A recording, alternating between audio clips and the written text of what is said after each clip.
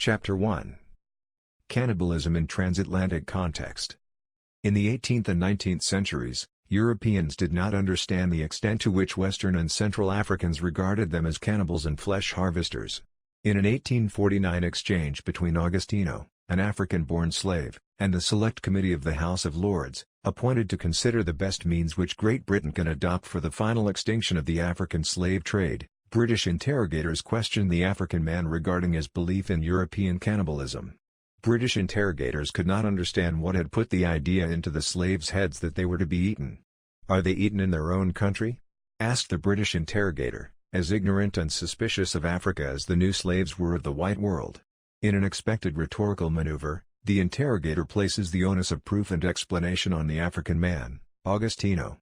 The British man is willing to believe that African cultural practices lend themselves to cannibalism, whereas he presumes that civilized European legislative processes, mechanisms of reason, and critical inquiry rise above such a cannibal accusation.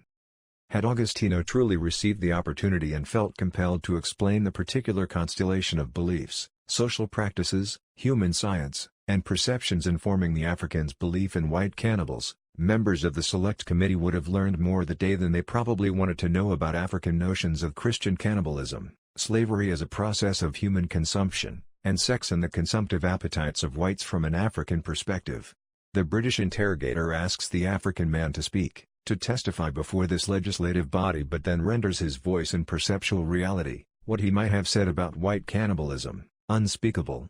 Rather than inquiring into exactly what Africans meant by eating and flesh consumption, Europeans and white Americans habitually applied to African persons and cultural practices generic theories of social ineptitude and cannibalistic hunger. For example, in 1839, American media proliferated with images of the men persons who had taken over the slave ship Amistad. A number of the men had pointy-filed teeth and emerged from the slave ship onto American shores wearing no clothing.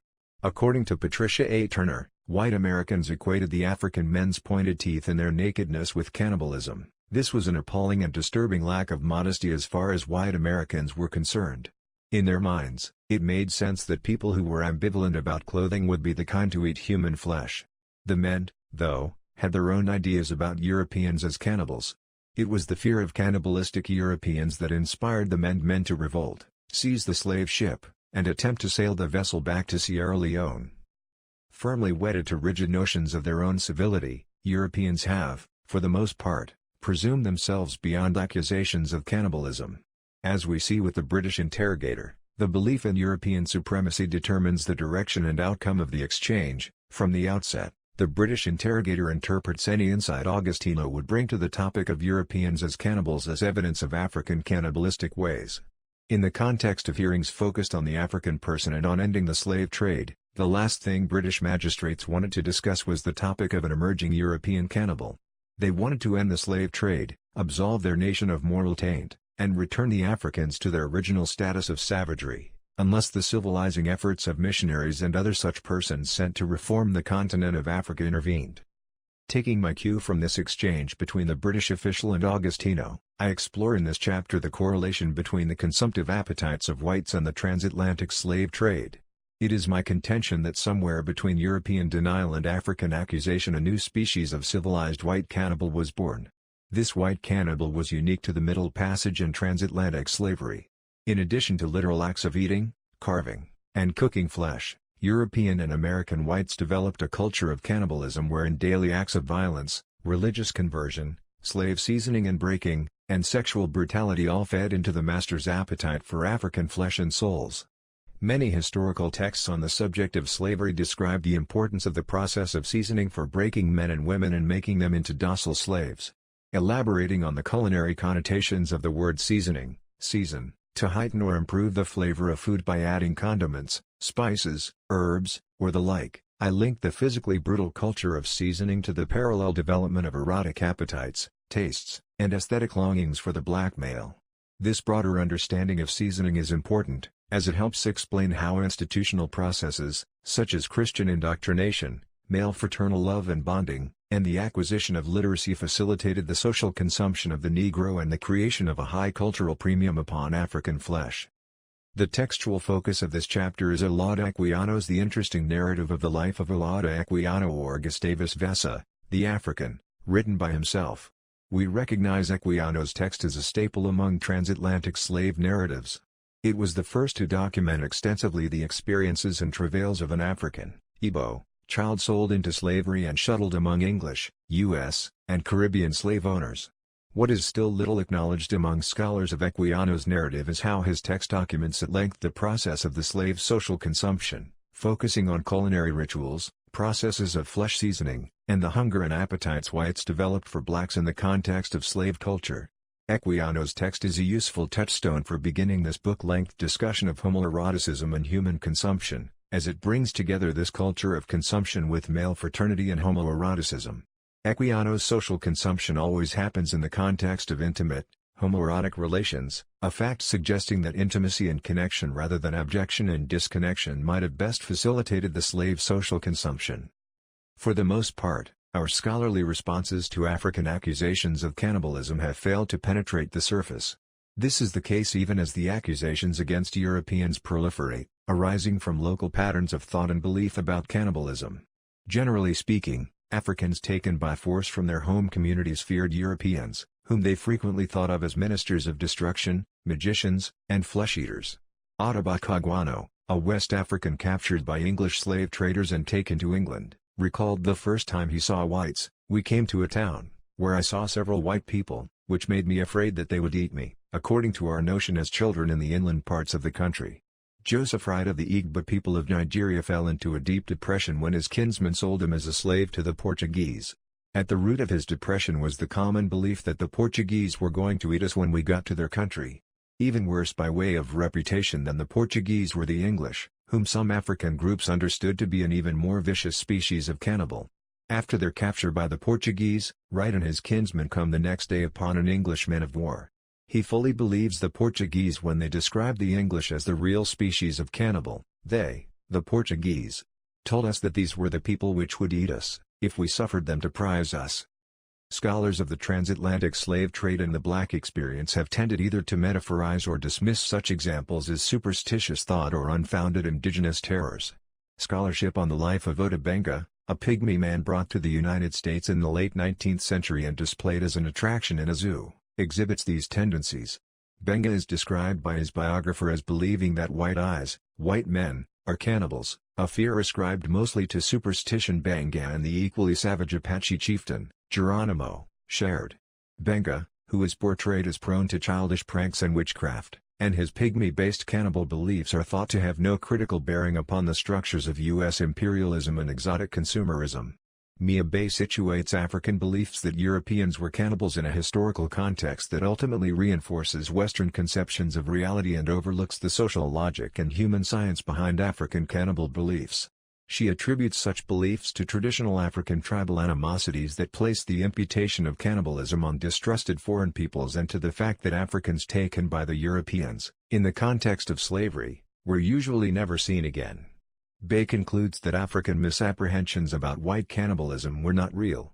Rather, she finds them to be based in a distorted historical vision, a viewpoint easily corrected with facts. In White Cannibals, Black Martyrs, Fear, Depression and Religious Faith as Causes of Suicide Among New Slaves, William D. Pearson draws conclusions similar to those asserted by Bay.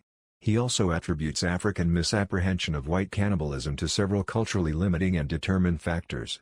These include the fact that kin and kinsmen who were taken in the slave trade were never heard from again, coastal Africans' mistrust of foreign peoples, and the widespread belief among differing African groups that the more suspect tribes, such as the Igbo, Coromantese, Angolans, and Avibios, were cannibals. Such logic, while meant to be corrective, has ultimately reinforced the idea of the African as superstitious and lacking a civilized perspective on the world and humankind.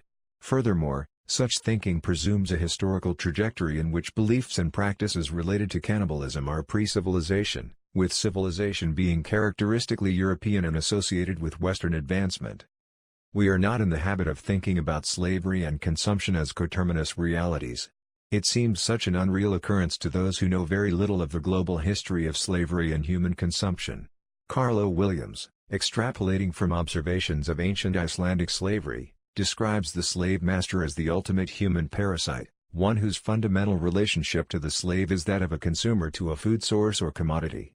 He writes, This class of the lowly is the source from which the master class draws its livelihood and leisure. Thraldom, slavery, is a degree of cannibalism. It is a system of man feeding upon man. The master is a human parasite, who, by the right of might, has secured his fellow man in the bonds of thraldom in order to feed upon them and to use them for the satisfaction of his appetites. According to Orlando Patterson, sexual desire and codes of masculine honor strongly informed this culture of human consumption described by Williams. What the slave mainly fed was the master's sense of honor and his sexual appetite. After methodically butchering and cooking a male slave over a roiling open fire, one Kentucky slave master reported to his wife that he had never enjoyed himself so well at a ball as he had enjoyed himself that evening. Such incidents proliferated throughout the slave trading diaspora, especially in the Caribbean and the Americas, where carving, cooking, and eating of flesh served as punishments and conditioning rituals.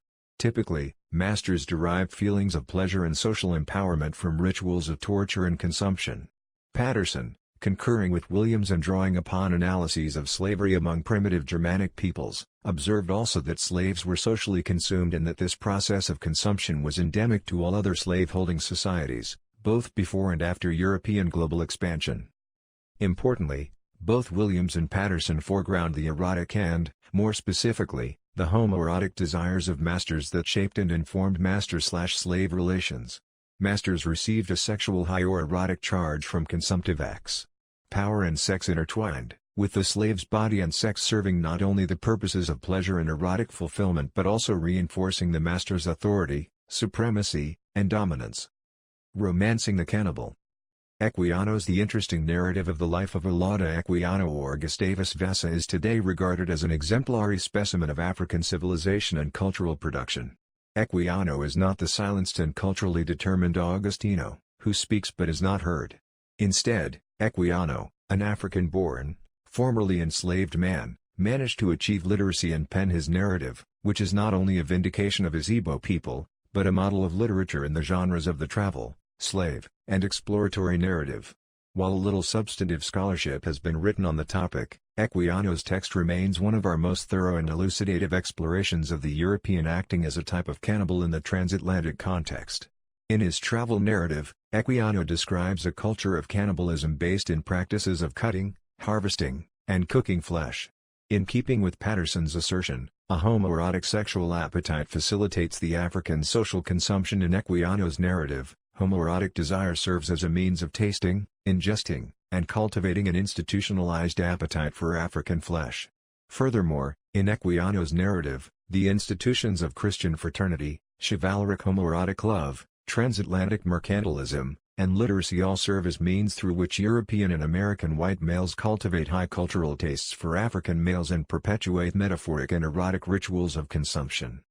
Scholars of Equiano's life and work have categorized and studied the interesting narrative as a slave narrative, a travel narrative, and an autobiography. Though it fits into all of these categories, I approach the text primarily as a slave narrative. When Equiano penned his narrative, British abolitionist efforts were well underway. The interview between Augustino and representatives of the British Select Committee reflected the British government's determination to throw its full legislative powers behind the ending of the African slave trade. In the prefatory material to the narrative, Equiano includes a letter that he wrote to the British Parliament. The letter begins, "Permit me with the greatest deference and respect, to lay at your feet the following genuine narrative, the chief design of which is to excite in your august assemblies a sense of compassion for the miseries which the slave trade has entailed on my unfortunate countrymen." Equiano wrote with the intention of locating himself and his narrative within this national abolitionist conversation. Equiano's abolitionist sentiments and finely attuned awareness of English feelings of cultural superiority distinguished his text from narratives written by his peers. It is the perfect text for initiating a discussion of black male consumption in a transatlantic context, as it is the prototype of the slave narrative and prefigures representations of white cannibalism in the slave narratives published by black American men in the 19th century. Henry Louis Gates Jr. has described Equiano's narrative as the silent second text of the narrative of the life of Frederick Douglass. Following a marketing strategy established by Equiano, Douglass distributed his slave narrative on both sides of the Atlantic and received acclaim in U.S. and British abolitionist circles.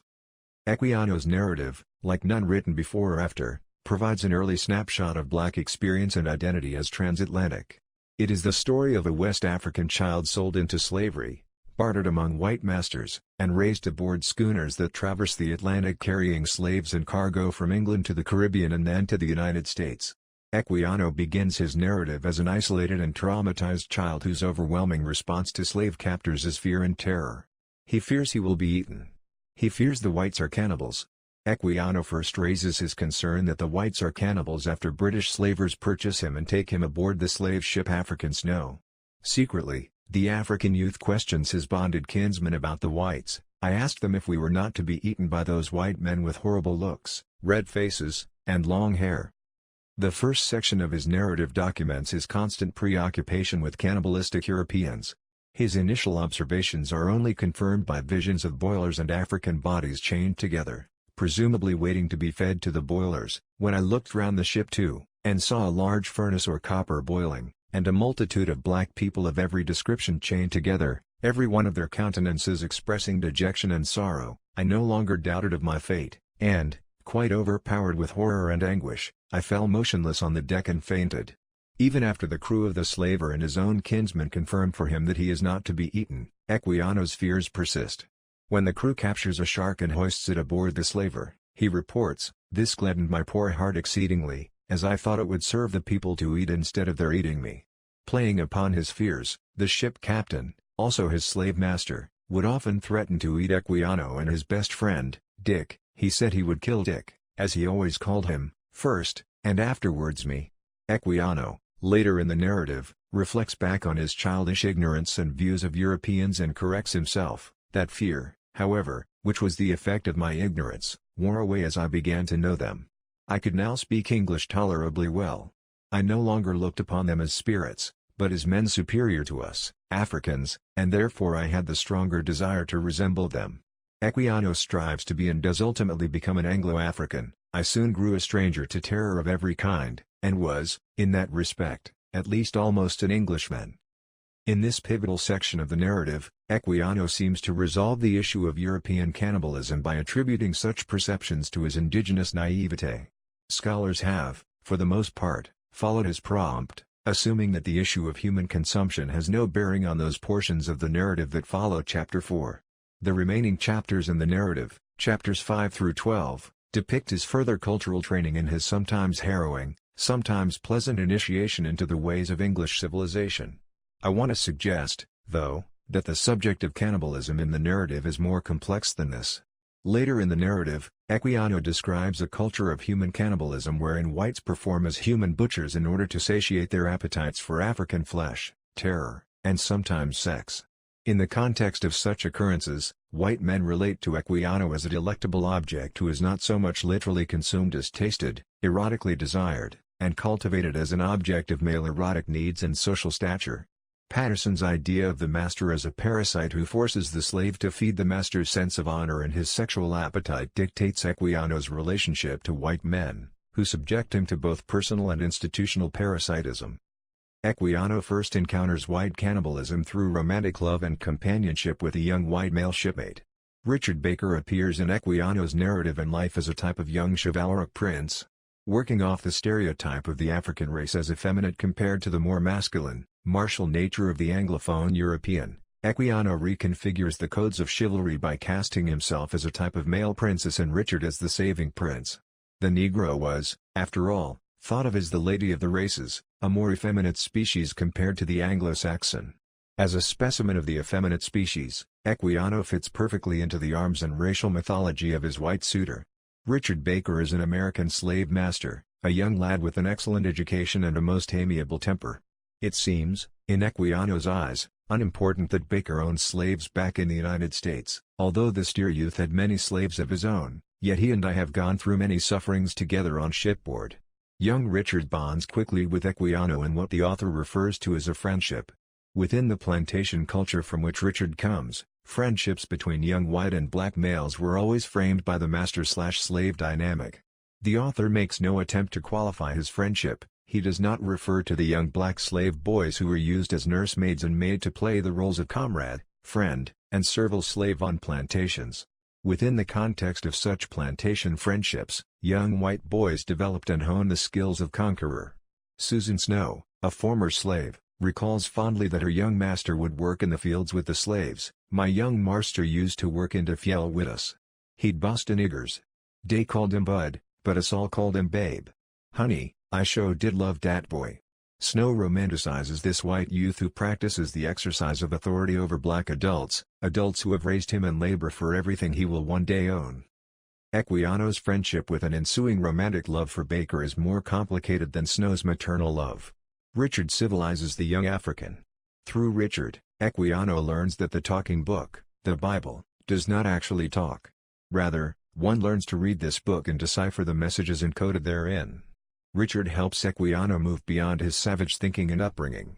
At night, Richard and Equiano find comfort, warmth, and safety in each other's arms, and we have many nights lain in each other's bosoms when we were in great distress. This theme of the saving, intimate embrace of a white youth is not unique to Equiano's narrative. The same year his narrative reached print, 1789, a French author, Joseph Lavallee, published the novel Le Negro comme il peut de blanc. Lavallee's novel, an international phenomenon, appeared almost immediately in English translation. In the novel's dramatic opening scenes, the main character, Itinoko, escapes from an African prince who desires and uses him as a sexual object. Itinoko is swimming madly toward an offshore slave ship. The ship's officer pulls him out of the water, immediately remarking upon his beauty and physique. "This is the finest black I have ever seen," he says. Itinoko is nude, and it is noted earlier in the translated English version of the text that he lacks pudicity modesty concerning his genitalia. Musing aloud about his erotic feelings toward Itinoko, the ship hand imagines the captain as the luckiest man for having the choice of this African man to share his bed. "Zounds!" cries the officer on watch, with an energetic oath, "that's the finest black I ever clapped my eyes on. How lucky is the captain, why fortune hunts him even in bed." Itinoko, like Equiano, speaks in the master's tongue, French, and is instructed in Christian ways.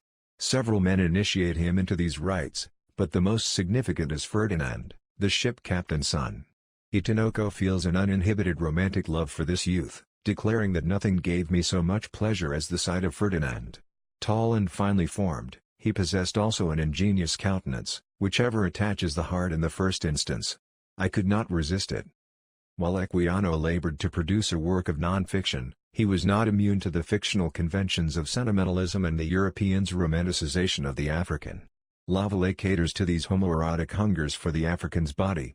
And the widespread popularity and translation of his novel in France, England, and the Americas attests to this social reality. The similarities between Equiano's work of real-life experience and Lavallee's fictional work are striking. These similarities reveal a culture of white sexual hunger for black flesh that was so widespread that a French man and an anglicized African writing in different genres and from different geographic locales seized upon the same resonant themes and images. Beds, bedsides, and bedclothes are significant motifs that run throughout Equiano's slave narrative. At the bedside is where Equiano stages his most intimate religious conversion moments. The first moment involves himself and Richard lying in bed in an embrace and then praying together at bedside. Later in the narrative, Equiano will replicate this situation with an adult white Englishman and with a semi-clad Native American youth taken from the Caribbean. Richard teaches Equiano, an orphaned African child, to look to a symbolic white deity father for solace and comfort. The Christian principles of sacrifice and selflessness reinforce in Equiano a servile identification with the desires and hungers of white men. As kind and loving as Richard is, he ultimately conditions Equiano to better play the role of slave. Months earlier, Equiano had lain below another shipdeck in a scene of death and stink so thick that he could not breathe. Thinking back to that time, Equiano recalls that he had scarcely room to turn himself. The heat sweltered and cooked. Babies carried on board or born on the ship, it is not clear which, tumbled into tubs of feces and urine and almost suffocated. Everyone was dying, and many literally perished, falling victims to the improvident avarice of their purchasers. The filth, thick hair, and layers of bodies in that scene contrast sharply with the clean, open air in which Equiano lies in the young white slave master's arms. Equiano feels himself chosen by his young white companion, drawing upon the mythology of Christ and the myth of white innocence to convey to his readers Richard's kindness and altruism. Equiano describes Richard as kind, agreeable, and faithful. Richard is safe and speaks kind Christian words, while the evil, worldly ship captain constantly threatens to eat Equiano. The captain relays his carnivorous messages through Richard, fondly referred to as Dick by Equiano. He used often to tell him jocularly that he would kill and eat me. Sometimes he would say to me, the black people were not good to eat, and would ask me if we did not eat people in my country.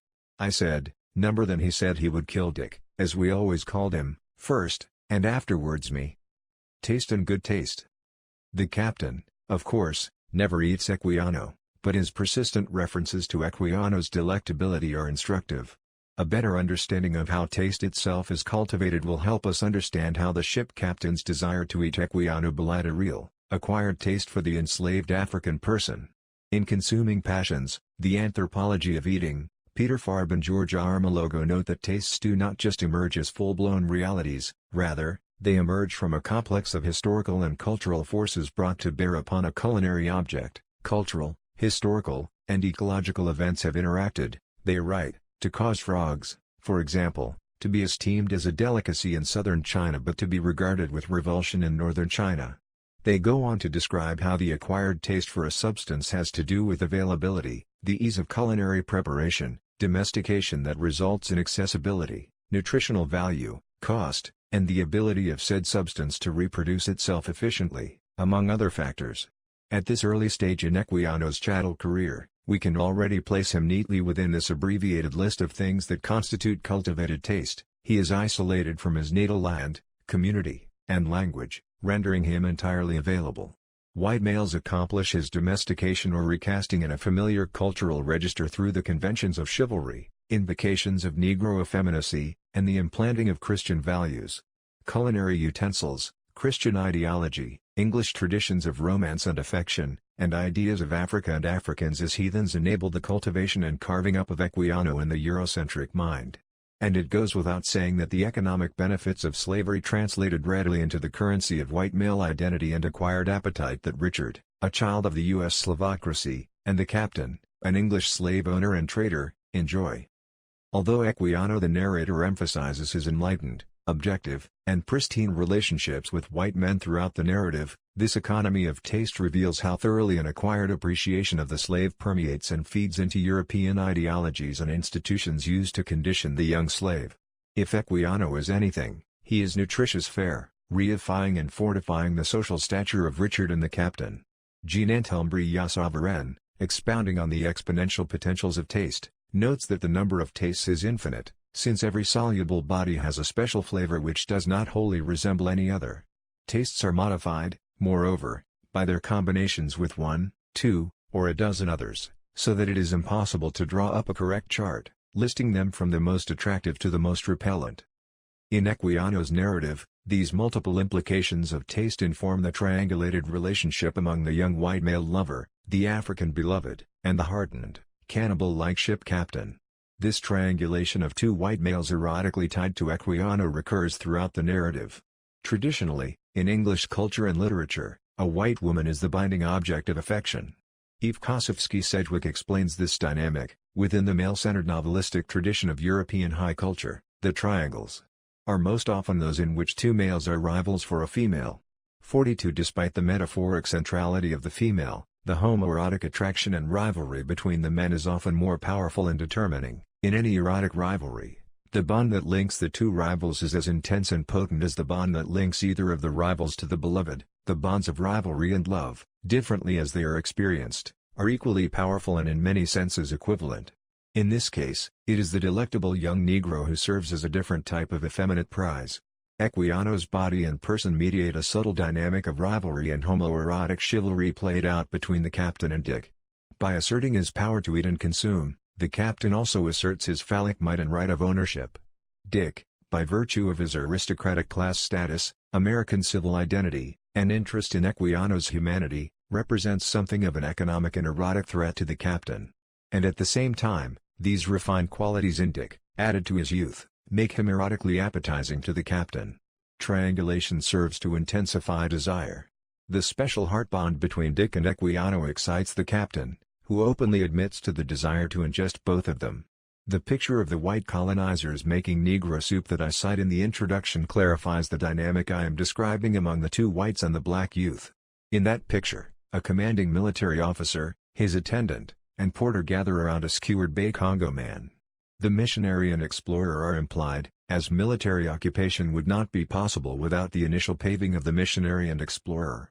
In Equiano's situation, his master and the captain of the ship is a naval officer. Dick is a devout Christian who also has a bit of the missionary's zeal. Both Dick and this ship's captain, Michael Henry Pascal, are emissaries of their respective states.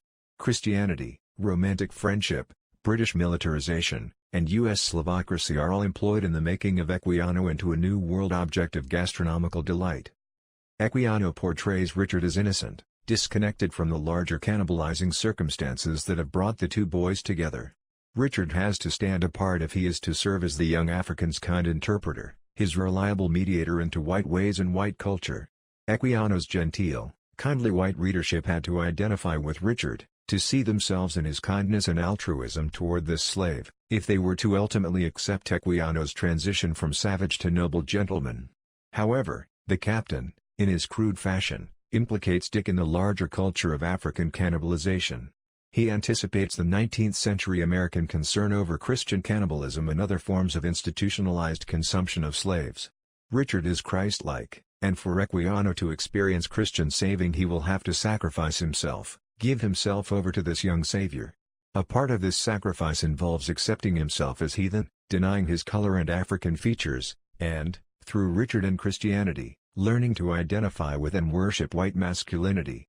Much later in his narrative, Equiano will mark a turning point of spiritual growth and intellectual development with an increased admiration for white beauty and spirit. "I no longer looked upon them as spirits," he writes, "but as men superior to us, and therefore I had the stronger desire to resemble them, to imbibe their spirit, and imitate their manners. I therefore embraced every occasion of improvement."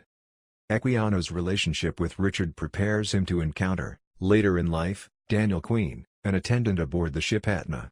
At this point in the narrative, the narrator has passed through the hands of several masters. When he is approximately 13 years old, he is taken into service aboard the Etna by his master, who is the ship's captain. Queen is a bachelor and a bit of a dandy, with a fine eye for dress and male couture. He is also devoted to biblical lore. Equiano's relationship with Queen centers on issues of taste and good taste. Queen instills in Equiano a more refined taste for English gentlemanly presentation and comportment. Through continued biblical studies, Equiano satiates his appetite for white spirit, which he will later apply to a Native American youth whom he attempts to colonize. Equiano and Queen, an African youth and an older white man, fall quickly into something of a Christian romantic relationship. On many occasions they, like Equiano and Richard, stay up the whole night together talking about European high culture and manners and the practice of those same customs in Equiano's homeland. Equiano makes small, loving sacrifices on Queen's behalf. "Many things I have denied myself that he might have them, and when I used to play at marbles or any other game, and won a halfpence, or got any little money, I used to buy him a little sugar or tobacco, as far as my stock of money would go." Thinking of Queen in a sweet manner, Equiano would purchase for him sweet things. Queen, in turn, would respond with the desire to remain forever close and bonded to the African youth. He used to say, that he and I never should part, and that when our ship was paid off, and I was as free as himself or any other man on board, he would instruct me in his business. Rendering his relation to Queen in the language of Christian romantic love, Equiano described how his heart burned, how Queen treated him with the greatest kindness, and the feelings of tenderness he imbibed from Queen. In spite of his feelings of romantic and religious freedom, Equiano's relationship to Queen does not set him free. Instead, his ties to and learning under this white shipmate reinforce a culture of social consumption. Equiano's relationship with Queen feeds the older man's sense of nobility and moral sanctity. His homoerotic desire toward the African youth reinforces in Queen the feeling of paternity, a paternity that many on the ship acknowledge by sometimes calling the youth after the elder man's name or referring to Equiano as the Black Christian. Equiano and his white father/master relate through a paradigm of human parasitism. The African socialization, his training in English morality, religious values, and spiritual devotion temper the savage within and make him into something culturally palatable, desirable and beautiful, to Queen. Converting Equiano ennobles Queen. And while Queen is not Equiano's documented master, he does play the role of paternal figure and enjoys an incestuous relationship with the youth that parallels the Heavenly Father/sacrificed son dynamic. Queen is a surrogate for the white father god, Equiano, the child and ignorant innocent, in turn plays the role of the sacrificial son. In this context, the Christian doctrines of eating flesh and drinking blood, suffering, and dismemberment take on a clandestine meaning that contradicts the narrative of universal love and soul-saving that Equiano foregrounds. The subtext of Queen's laborious instruction in Victorian manners, customs, and religious values is the idea that Equiano comes from a heathen land and is, fundamentally, a heathen subject. It is not, after all, Equiano who instructs Queen in his indigenous customs and social values. Queen, with missionary conviction and commitment, works to convert Equiano through the promised love of a deific, white male figure. Equiano converts this Christian love into an imbibing and ingesting of whiteness to the extent that he makes sacrifices for this white man who would rather instruct him in Christian morality than literally free Equiano from the manacles of slavery. As hard as Equiano the narrator tries to divorce the kindness of Queen from the cruelty of his captain/master, he cannot. At the end of this particular voyage, infuriated at Equiano's relationship to Queen, the master violently sets himself upon Equiano. "He forced me into the barge," the narrator recalls, saying, "I was going to leave him, but he would take care I should not. I was so struck with the unexpectedness of this proceeding, that for some time I could not make a reply, only I made an offer to go for my books and chest of clothes, but he swore I should not move out of his sight, and if I did he would cut my throat." Equiano's training in religiosity and English etiquette make him even more of an acquiescing, ignorant slave. For he cannot see that the whole time he has rested under the wing and influence of Queen, the captain has watched and taken note. All the while, feelings of anger and betrayal have brewed in the captain. He is not only angry at the thought of losing his valuable commodity, he also feels betrayed by the slave's interest in and affection for Queen. Still fuming after the physical attack, the captain decides that as further punishment for his betrayal, he will sell his young slave to a new master when they reach their destination, Portsmouth. All this time, Equiano has thought that his acculturation into English ways would ensure his freedom, his being manumitted from slavery. After the captain sells the African youth and formally introduces him to his new master, Captain James Dorian of the Charming Sally, Equiano tries to explain to his new master why his sale was illegal. "But I have served him, Pascal, many years, and he has taken all my wages and prize money, for I only got 1/6 during the war. Beside this I have been baptized, and by the laws of the land no man has a right to sell me." He invokes the statute of chattel law on his behalf, noting that he heard lawyers explain to his master that it was illegal for him to hold an African man who had undergone baptism. It gradually dawns on Equiano that his acculturation, instead of preparing him to be free of slavery, has prepared him for a final initiation into a new slavery more intimately tied to the appetites of white men and rituals and practices of flesh-taking and consumption. Consumption under the new slavery. The Charming Sally frequently transports slaves from Africa to the Caribbean. As a result, Equiano spends a significant amount of time in Barbados, Montserrat, and other parts of the Caribbean observing overseers, whom he describes as human butchers practicing their cruel trade. One of the first narrated examples of this cruelty is a Negro man staked to the ground, and cut most shockingly. His crime involved being connected with a white woman who was a common prostitute. While staked to the ground, the overseer bit by bit cut off pieces of each of his ears, prolonging what was already a horrific and unbearable punishment. It was common practice in the Caribbean to not only cut off the ears of slaves but to also broil them and make the slaves eat the broiled pieces as a punishment. Anglican missionary John Wesley documented this phenomenon in his Thoughts upon Slavery. He writes, "After they are whipped till they are raw all over, some put pepper and salt upon them, some drop melted wax upon their skin, others cut off their ears, and constrain them to broil and eat them." In this way, the slave was made an accomplice to his or her own social consumption. Such acts of auto-cannibalism, self-consumption, reinforced for the slave the interrelations among punishment, slavery as the slow, incremental death to body and soul, and the general culture of slave seasoning as a process meant to prepare the slave for all manner of consumption. In the 1700s, John Atkins, a surgeon in the British Royal Navy, recorded an insurrection that occurred aboard a slave ship. The captain and crew quelled the insurrection and as punishment made the captured African persons eat human body parts before murdering them. 3 others, abettors, but not actors, nor of strength for it, he sentenced to cruel deaths, making them first to eat the hearts and liver of one of them killed. The correlation in this example between execution and death by consumption is noteworthy. Rosalind Shaw observes that among conflicting cultural groups in the colonial era, Such acts of auto-cannibalism reinforce the militarized and legislative authority of a dominant group.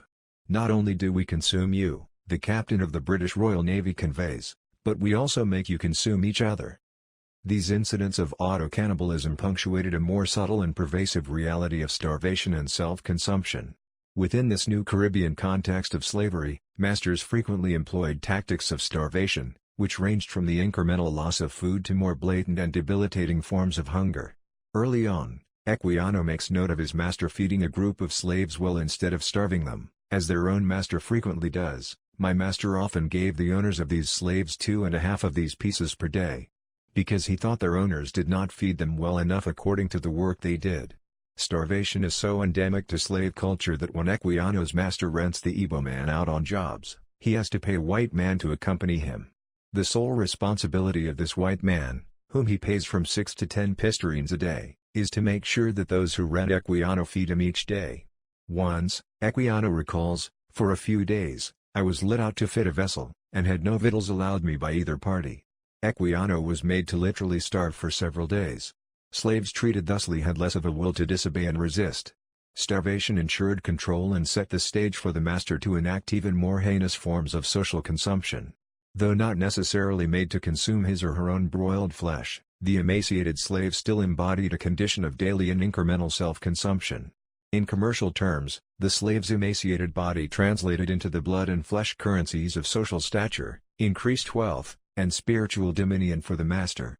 Quite literally, the master held within his hands the powers of life and death. In another example from Equiano's Caribbean observances, the taking or harvesting of flesh is a regular occurrence. A particular nameless master has a reputation for cruel punishments. He had not a slave but what had been cut, and had pieces fairly taken out of the flesh. The idea of a human butcher seems to apply expressly to this individual. Equiano does not go into detail about what is done with the flesh carved out of individuals, that he leaves to the imagination.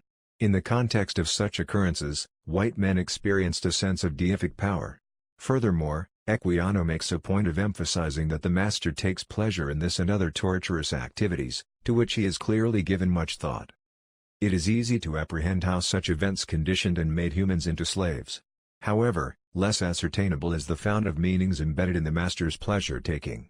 The choice of the word pleasure rather than satisfaction or purpose, for example, cues the reader to the fact that this is an interchange of power, erotic energy, and soul. Following such brutal treatment, Equiano observed that many masters would make slaves go on their knees, and thank their owners, and pray, or rather say, God bless them. Plantation masters frequently cited Old Testament biblical references to devotees blindly serving their master. But this scenario, which draws upon biblical tenets, goes beyond simplified notions of morality, the typical roles of master and slave, and the master-slave relation. This scene brings into stark relief a moral problematic based in the spiritual and esoteric implications of a white man gathering identity unto himself from the wholly available and serviceable lives of Africanist others. For this type of religious rite, we do not have a fully developed linguistic framework. Nor do our typical understandings of the science of human interaction sufficiently account for the esoteric implications of the plantation master's pleasure-taking. The state of pleasure that Equiano describes connotes horror, abjection, and human vampirism. In this context of social death and energetic exchange, pleasure operates as an organic unit, a life-sustaining energy readily bartered and exchanged during slavery, and 2, a process of internalizing and imbibing spirit and soul force.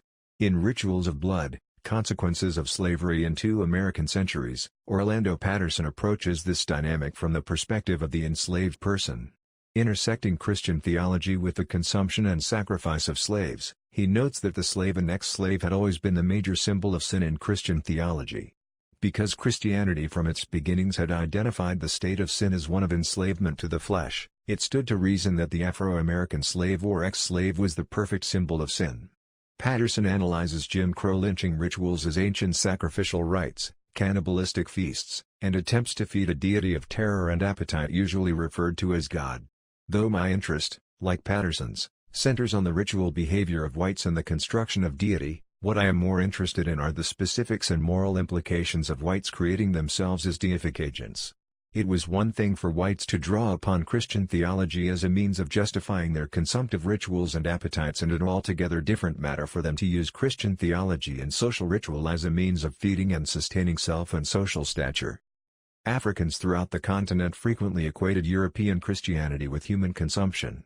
In the Gambia it was thought that Christians ate human meat and that all the slaves that they bought were carried away to be eaten. Shaw records that in the Gambia at the turn of the 16th century, rumors of the European consumption of slaves identified the trade with Christians as a form of predation. Debunking the idea of the Gambians as ignorant, uninformed Africans, Shaw notes that this was hardly a reaction of isolated Africans to sudden commercial contact with the outside world. Rather, through observance of and sustained contact with Europeans, the Gambians had come to regard the slave trade as a trade that fed the Christian appetite for the consumption of humans, that was viewed as problematic. In other words, the Gambians ascertained in Christian ritual and deity a process of soul harvesting and soul hunger that coincided with the bodies Europeans had also come to claim and transport. If we accept the conclusion of Europeans as soul and body harvesters, then we have to wonder how Europeans might have used, commodified, and ingested the very African souls that they consistently claimed did not exist. In Sierra Leone, an African typically regarded the white man as purchasing him either to offer him as a sacrifice to his god, or to devour him as food. Again, Shaw notes that persons from Sierra Leone and other regions viewed the slave trade as a European ritual process that integrated the transport of African bodies across the Atlantic into a further set of transactions with the European's god. The people of Niger even applied these notions of deity, deification, and consumptive practices to the slave ship itself, describing it as some object of worship of the white man. These African-based perspectives bring into clearer focus how European practices of soul harvesting and human consumption coincide with the more obvious economic motivations of the trade. These observances bring us back to that seemingly obvious question: what exactly did Europeans want with African persons? What deity and processes of self-deification did the African soul and body feed? We cannot readily access these types of considerations through the Europeans' notion of their Christian practice. European Christianity advocates, at least overtly, the consumption of the divine, but not the consumption of another human being. The African-based perspectives of European Christian consumption inverts this logic, honing in on European religiosity, religious ritual, deity, and self-making as processes based in appetite and human consumption.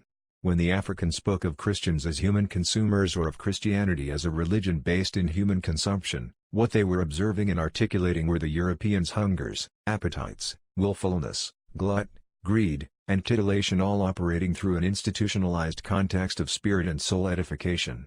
Africans, we might say, saw through the rhetoric of European spirituality to the real spiritual motivations informing the Europeans' relationship to the slave trade. Europeans would insist that they had come to offer something to the African soul, to nurture, tame, and sustain this wild entity. However, what many African groups quickly ascertained, without the benefit of European literacy and theological learning, was that in fact the European had come to harvest and spiritually ingest them. In presenting us with masters who buried their slaves alive and commanded their slaves to pray to and deify their persons, Equiano provides a glimpse into a Christian world that belied the Europeans' pristine notions of religiosity and saving of the savage African other. Equiano, like so many of his peers and ex-slaves who would later pen their own narratives, attempted to describe and convey the reality of institutionalized consumption. He attempted to convey the extent to which European self-delusion and cultivated appetite for the African had thoroughly transformed institutions, such as Christianity, the law, literacy, and philosophy. In the section on the new type of slavery, Equiano makes reference to a Mr. Drummond, a Caribbean slave owner who owned over 41,000 slaves. Drummond, with little forethought, would cut off a man's leg for running away. Equiano asks this Drummond, if the man had died in the operation, how he, as a Christian, could answer for the horrid act before God. Drummond replied that answering was a thing of another world, what he thought and did were policy. Even in the context of heinous abuse, Drummond invokes the lofty theological tenets of Christianity, a heavenly realm disconnected from the material world, the notion of delayed moral accountability, and a sense of deity removed from the immediate day-to-day actions of men's lives. In bringing up the topic of Christianity, Equiano encourages his reader to ponder the interconnections between Christian theological practice and Christian masters such as this, whom he frequently describes as human butchers, flesh takers, and death dealers. In deflecting the conversation onto the afterlife and a deity located elsewhere, Drummond evades the issue of his own self-deification and the larger question of exactly what type of deity his gluttonous, flesh-harvesting actions fed. Equiano, for his part, resists at the same time that he reifies the common slave's institutionalized consumption. It is impossible to divorce Equiano, whose narrative authority and spiritual validation derive from the deification of white males, from the plantation consumption scenes he relates. What saves Equiano from the fate of the common slave is his acknowledged difference. One master, he relates, said he did not mean to treat me as a common slave. I told him I knew something of seamanship, and could shave and dress hair pretty well, and I could refine wines, which I had learned shipboard where I had often done it. By this point in the narrative, after his introduction to the new, more brutal form of slavery, Equiano understands well that only his usefulness and closer social proximity to affluent whites saves him from the consumptive fate of the common slave. Probably a combination of terror, rhetorical maneuvering, and genuine aesthetic appreciation of Europeans causes him to say, I no longer looked upon them as spirits, but as men superior to us, and therefore I had the stronger desire to resemble them, to imbibe their spirit, and imitate their manners. This seemingly casual statement, strategically placed in the text, signals Equiano's transition from heathen childish African to civilized Anglo-African adult. In order to gain greater authorial credence, Equiano professes to no longer believe that whites are spirits from a different realm of existence, spirits who are cannibalistic agents of a cannibalistic slave trade. Driving this point home, Equiano even depicts himself as an enlightened consumer who has learned from the European to imbibe their spirit, and imitate the manners. How to lay claim to humanistic discourse and at the same time acknowledge cannibalism as a personal and social reality. This is the conundrum Equiano faced. In my later discussions of 19th-century figures who follow Equiano, this challenge of claiming a discourse of humanity that demonizes and makes heathens of black witnesses of white cannibalism recurs and presents an epistemic challenge.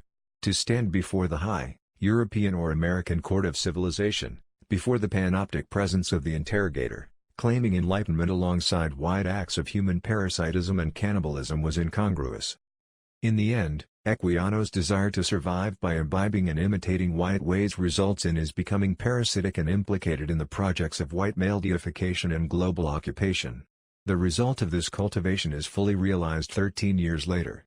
Before embarking on a privately funded venture to the West Indies in 1775, Equiano encounters in London 4 Mosquito Indians who had been taken from their homeland and brought to Jamaica by some English traders for some selfish ends. The youths are described as chiefs in their own country. The sponsor of the trip to Jamaica, Dr. Irving, is returning them to their West Indian homeland. In the meantime, though, we are pointed to the fact that while all of the youths are royalty, noble savages in their own right, there is one among them who is the Mosquito King's son, a youth of about 18 years of age. This youth, more than any of the others, draws Equiano's attention. Performing the role of surrogate Negro mother, Equiano feels it his divine duty to introduce this youth to his well-beloved master, Jesus Christ. Taking the heathen youth under his wing, as he was taken by Richard Baker and Daniel Queen, Equiano instructs the boy in the English alphabet. They study religion and pray fervently together. I made such progress with this youth, especially in religion, that when I used to go to bed at different hours of the night, if he was in his bed, he would get up on purpose to go to prayer with me. Equiano makes a point of noting that the youth would kneel and pray without any other clothes but a shirt, and that before he would eat his meals with any of the other men in the cabin he would first come to me to pray, as he called. An incestuous intimacy develops between the youth and his African instructor. The image of the youth semi-clothed underscores his vulnerability, an erotic availability to Equiano and to Equiano's well-beloved master, Jesus Christ.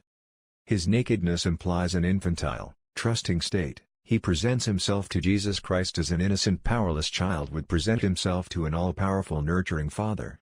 In this case, though, the father is a slave master, an instrument of English imperialism and martial might. Equiano, as effeminate subject, is a natural counterpart to the father, he nurtures the youth in his stead. This undercurrent of violence and captivity in the context of Christian conversion is poignantly conveyed in an interchange between Equiano and the youth. Fascinated with Equiano's copy of John Fox's Martyrology, the youth asks him numerous questions about the papal cruelties he saw depicted there. Such poignant questions are punctuated by the fact that the native youths have been taken through trickery or lies, it is not clear which, from their native land.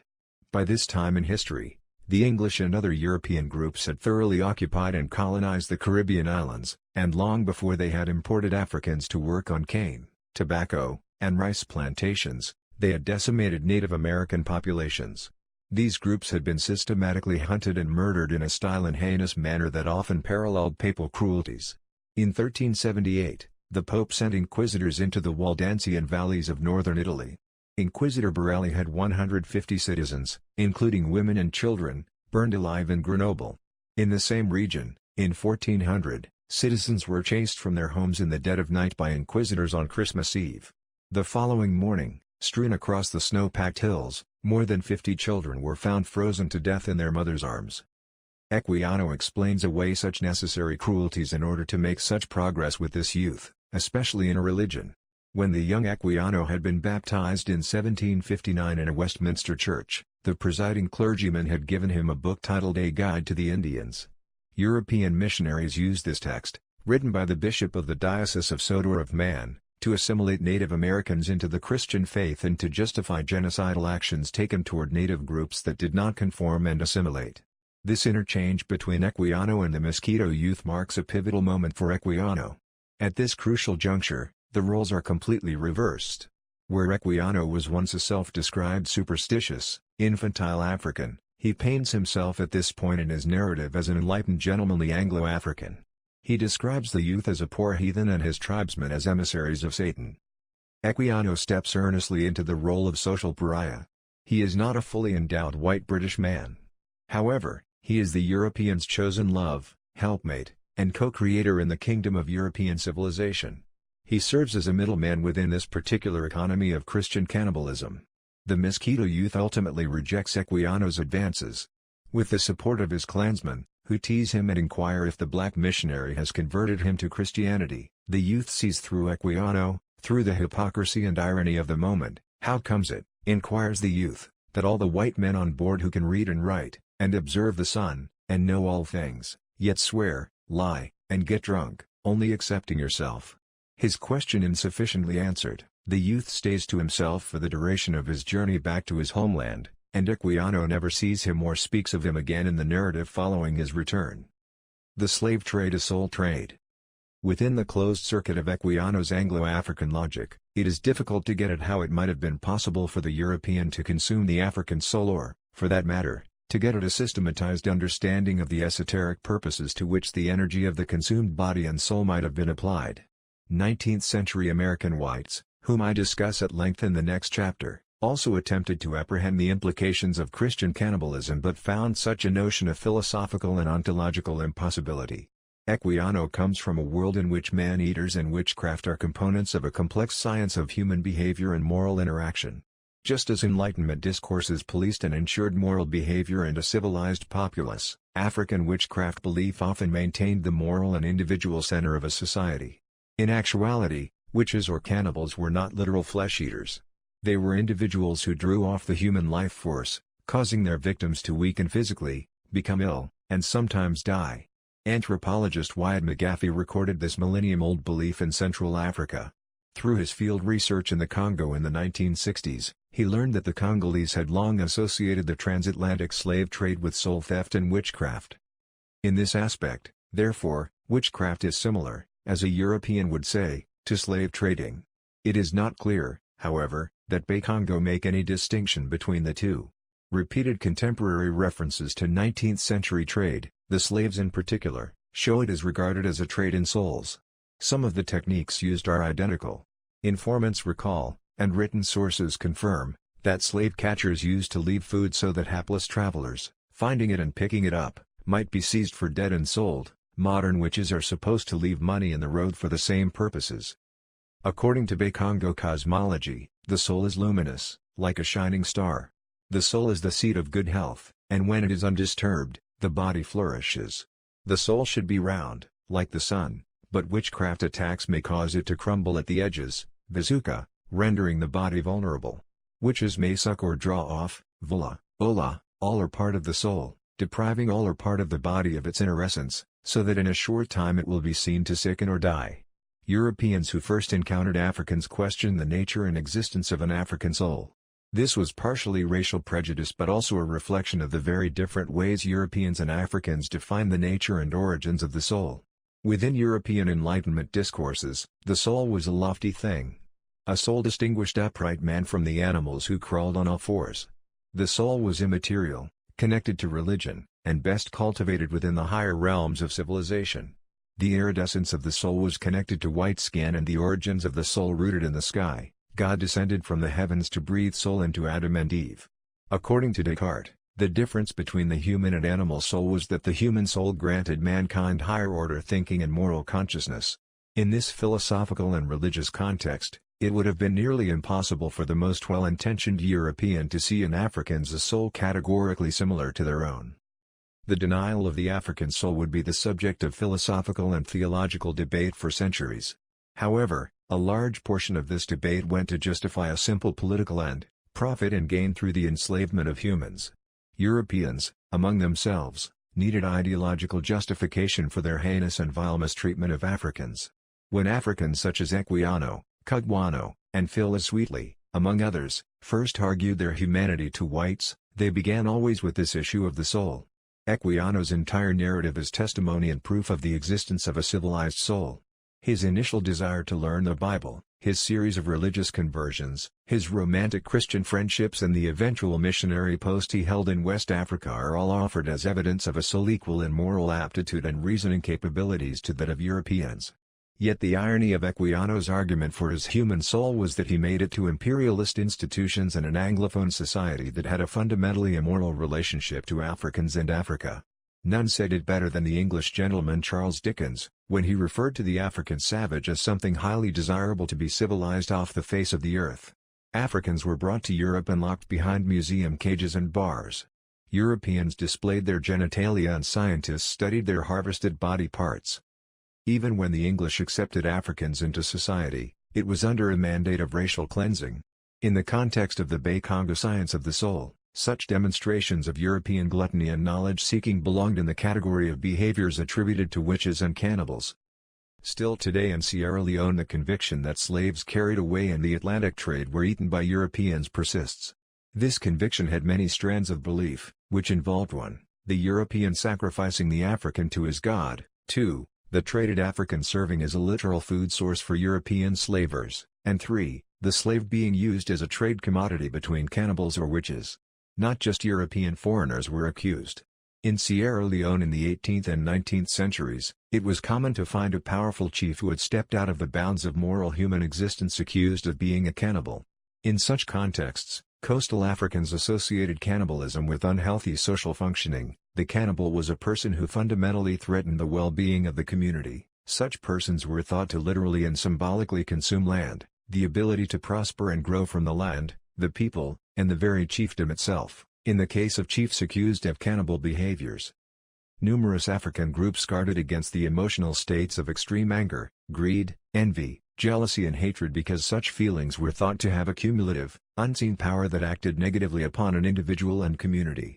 Usually a ceremonially sanctioned person who had the power to guard against cannibals in a community received training in a science of dream interpretation wherein cannibalism that occurred in dream/spirit was an indicator of imbalance in an individual and community. Europeans who first encountered Africans and later European colonizers stationed in Western and Central Africa habitually interpreted the African sciences of human cannibalism literally, going out to look for cannibals and for particular objects or slipping off skins that could be found only in spirit or in the dreamtime realm of emotional causation, a living, experienced domain that parallels what we today think of as the unconscious. What differing African persons and groups universally recognized in Europeans whom they accused of being cannibals was a state of greed, gluttony, appetite, jealousy, and anger that had reached dangerous, unchecked psychic and spiritual proportions.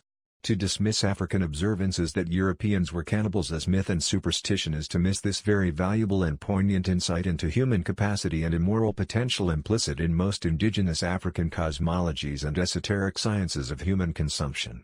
It was not at all inconceivable, according to such a worldview, that slave masters could create themselves into deities and that slave ships that gorged themselves until full could operate as part of a larger network of institutions wired to a destructive human need for consumption. This African notion of consumption under slavery as a fundamentally moral problematic overlapped with a similar concern voiced in 19th-century U.S. religious and political spheres.